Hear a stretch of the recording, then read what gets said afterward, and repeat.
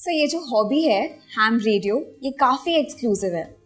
तो सर आप इस हॉबी की तरफ कब और कैसे आकर्षित हुए? इसके बारे में एक बात ऐसी है कि मैं मद्रास गया था। उस ज़माने में उस जगह को मद्रास कहते थे।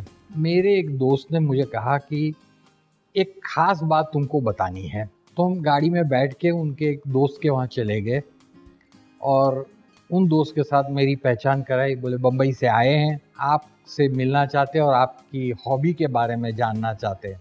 मुझे अपने कमरे में ले गए जहाँ सारी इक्विपमेंट रखी थी और मुझे इक्विपमेंट बताई और इक्विपमेंट को चालू करके फिर देखा कि आवाज़ आ रही थी। थोड़ी देर के बाद माइक मेरे हाथ में दे दिया।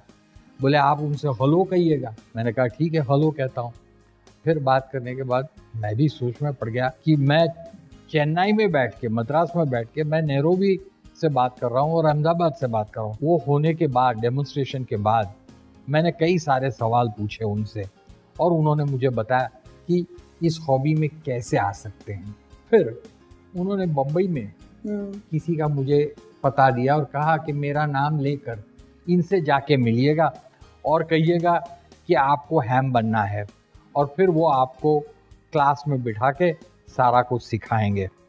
मैंने कहा ठीक है। मैं जैसे बम्बई आया फ़ौरन उस पते पे चला गया और वो साहब से मिला। तो साहब ने कहा ठीक है, आपको मैं हैम बनाऊंगा। तो फिर उन्होंने क्लास में मुझे बुलाया और मेरे साथ कई लोग क्लास में थे और आखिर कोर्स पूरे होने के बाद हमने परीक्षा दी, कई सारों ने दी और उसके बाद मुझे लाइसेंस मिला